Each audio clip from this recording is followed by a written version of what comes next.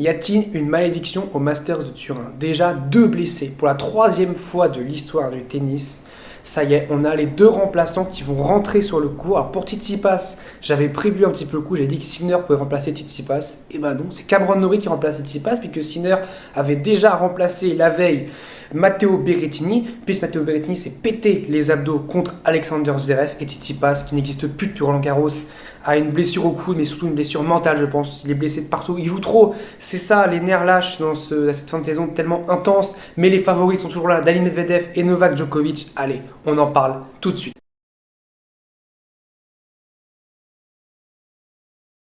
Salut à tous, et juste avant qu'on commence vraiment cette vidéo, une petite parenthèse, une énorme parenthèse sur Peng Shuai. Je vais mettre un bandeau au-dessus, à droite ou à gauche, je sais pas trop pour le moment, sur le hashtag Where is Peng Shuai, parce que c'est une histoire horrible pour cette femme, pour cette tenniswoman qui a marqué quand même son époque, qui était numéro 1 mondial en double, qui a fait une demi-finale de Grand Chelem en simple face à Caroline Wozniacki, je rappelle, à l'US Open, qui voilà, a accusé l'ancien Premier ministre de Chine de viol et qui a disparu depuis presque une dizaine de jours déjà, donc on est inquiet pour elle. Elle a envoyé un mail hier justement, mais enfin le mail c'est sûr qu'il est faux, enfin c'est sûr qu'il a été mis sous la contrainte, alors que c'est pas elle qui l'a mis.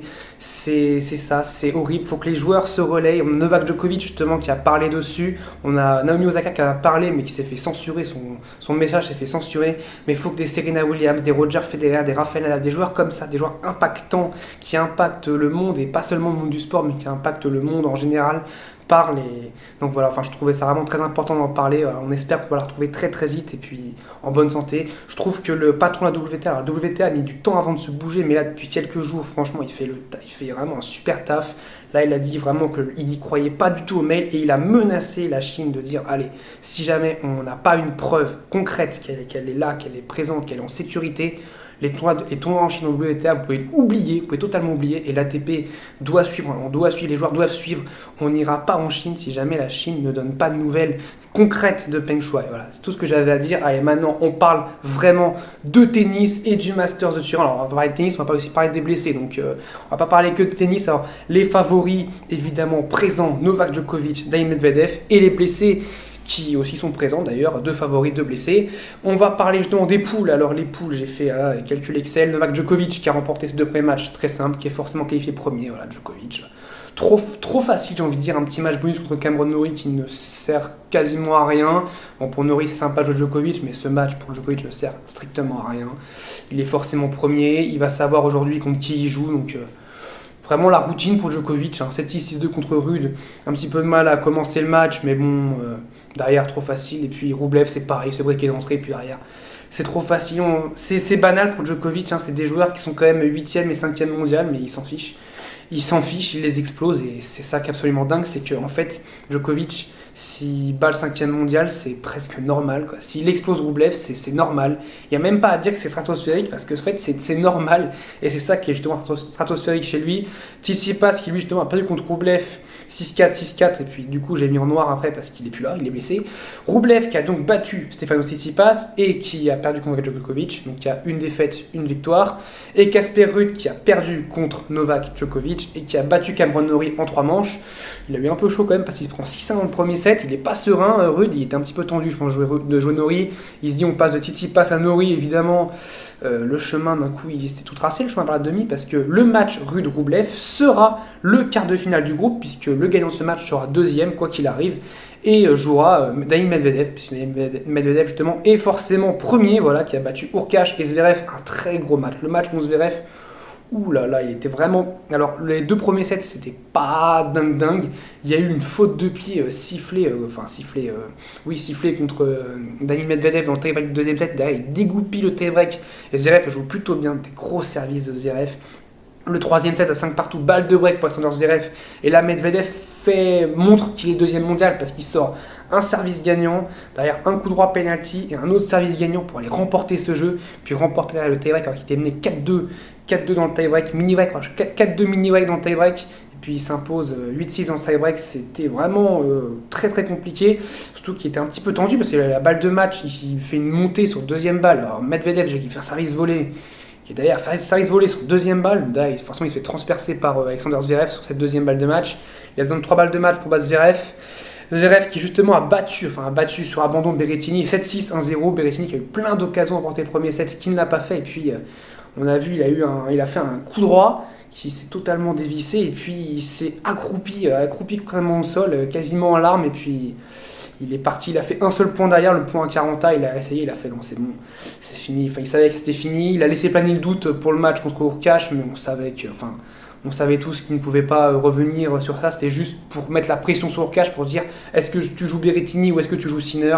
Enfin, c'était a priori sûr qu'il allait jouer Sinner, mais c'était pour semer le doute dans la tête d'Hurkacz. Ça a plutôt bien marché, justement on va en parler. Donc Berrettini justement qui perd contre Alexander Zverev et puis qui disparaît, qui est blessé. Hurkacz qui perd contre Medvedev, il fait plutôt un très bon premier set et derrière il s'écroule un petit peu. Et contre Sinner, alors là, écroulement mental total. Et justement c'est pareil, il se dit je joue Berrettini, je joue un gars qui est chez lui comme Sinner, mais je joue un gars qui est très très bon, et Sinner c'est totalement un style différent de Berrettini. Donc s'il s'est préparé pour jouer Berrettini, et même mentalement, si tu te prépares à jouer Berrettini, tu te retrouves contre Sinner, tu te dis mais j'ai la place, je l'ai battu au Master 1000 de Miami, je dois le battre là parce que si je le bats, j'ai vraiment une chance derrière vraiment de me qualifier, puis j'ai en confiance pour jouer Zverev. Là, et puis contre Zverev, à l'heure où je vous parle, il est mené je crois 5-1, donc la confiance elle n'est pas vraiment là pour Hurkacz, surtout qu'il y a aussi des petites rumeurs comme quoi il est blessé. Ils ont rappelé, comment il s'appelle, ils ont rappelé Karatsev pour jouer le match. Et au final, Hurkacz peut jouer ce match, joue ce match, mais bon, en quel état? Donc ce match face à Zverev, il doit battre Zverev et Sinner doit perdre pour être deuxième. Zverev, lui, s'il gagne, il est forcément qualifié. Quoi qu'il arrive, ça casse tout le monde, il est qualifié. Mais si Sinner gagne et Hurkacz bat Zverev, ce sera Sinner qui sera qualifié. Donc Sinner a vraiment le plus compliqué pour qualifier. Celui il a un match en moins, donc forcément c'est compliqué pour lui. Parce qu'en fait les matchs aussi comptent. Au début on dit oui, on compte les confrontations directes, mais on compte aussi le nombre de matchs joués. Donc si Sinner a joué 3 matchs, si Sinner a joué 2 matchs et Hurkacz 3 matchs, et en goal average, au match average, on comptera Hurkacz puisqu'il a joué un match de plus. Donc voilà, Sinner qui a battu Hurkacz, qui a explosé Hurkacz, premier match du Masters chez lui, il n'en a rien à faire. Lui, je pense qu'on en a pour au moins 10 ans à le voir au Masters, parce qu'il est très très solide avec Alcaraz. Justement, on va aller voir, je pense, au Masters, se tirer la bourre. Et puis il reste ce match face à Medvedev. Il doit battre Daniil Medvedev. Alors Medvedev qui est forcément premier, alors comment il va jouer? Sauf que Medvedev, on sait, dans les matchs qui n'ont pas beaucoup de valeur, des fois il est capable un petit peu de sortir un peu de ce match. Après, il sait que ça c'est un tournoi très très important pour lui. Il a envie de remporter tous les matchs. Donc il peut aussi vraiment prendre ce match au sérieux, évidemment. C'est quand même Daniil Medvedev, deuxième mondial. Il a un statut quand même à prouver, un statut à conserver justement. Donc Berrettini Tsitsipas, est-ce que c'était le tournoi de trop? Surtout pour Tsitsipas qui a joué énormément cette année, plus de 50 victoires, avec notamment aussi des tournois comme Marseille, comme Hambourg, où on se pose des questions. On se dit mais pourquoi il joue ces tournois-là? On voit des joueurs, on va parler encore une fois comparer, ce qui n'est pas comparable, mais on va quand même comparer un petit peu, des joueurs comme Djokovic, comme Federer, comme Nadal, qui allègent à chaque fois leur calendrier pour justement ne pas être blessé, ne pas avoir, même si Roger, là, évidemment, par exemple blessure, Roger, on ne le verra pas avant l'été 2022 a priori, mais il a rarement été blessé dans sa carrière. Nadal, lui malheureusement il a vraiment un corps qui est fragile, mais il a justement essayé aussi d'alléger son calendrier pour être le moins blessé possible. Puis Novak Djokovic, c'est un exemple de santé, il se blesse jamais, alors à part en 2017 où il s'est blessé au coude, le reste il est impressionnant. Il a aussi des petites douleurs à l'épaule, il abandonne à l'US Open, mais c'est des toutes petites douleurs, c'est pas des grosses absences. Là, Tsitsipas, on a l'impression que mentalement aussi il est touché parce que depuis Roland Garros, depuis son 2-7-0 à Roland Garros contre Djokovic, il n'existe plus. Wimbledon, il fait rien, l'US Open, il fait rien, les Master 1000, il fait rien. Je trouve que Tsitsipas est que l'ombre de lui-même en ce moment, mais d'ailleurs pour Rublev c'était pareil. Pour moi, Rublev il fait plus rien depuis quelques temps. Berrettini, j'ai peur que ça soit un futur Joe-Wilfried Tsonga, soit le Joe-Wilfried Tsonga 2.0, parce qu'il a le même style de jeu, déjà gros service, gros coup droit, un petit point faible vraiment au revers, point faible au revers très clairement, même s'il a un très bon choc de revers, mais en puissance clairement au revers. Quand il joue Zverev, on voit qu'il se fait manger côté revers, et quand il joue des Djokovic, c'est pareil, comme Joe-Wilfried Tsonga d'ailleurs. Mais comme Joe-Wilfried Tsonga, il a aussi son défaut, c'est ce côté un petit peu lourd sur le terrain, qui aussi est un petit côté fragile. C'est-à-dire que les articulations sont fragiles, et là les abdos ils ont pété. En début de saison, les abdos aussi avaient pété pour Berrettini. Je crois qu'il s'était blessé aussi à la cuisse. Il se blesse un petit peu partout, un peu comme Tsonga, donc c'est un petit peu inquiétant pour Berrettini. Je suis moins inquiet pour Tsitsipas parce qu'il est jeune, Berrettini aussi, mais il est jeune. Et c'est vraiment une blessure mentale pour moi, plus pour Tsitsipas. Alors que Berrettini, c'est vraiment une blessure physique. Et pour Berrettini, je suis plus inquiet parce que je pense que les blessures vont se répéter, se multiplier. On voit de son gars, hein, plus il a vieilli, plus les blessures, il en avait au moins une par an.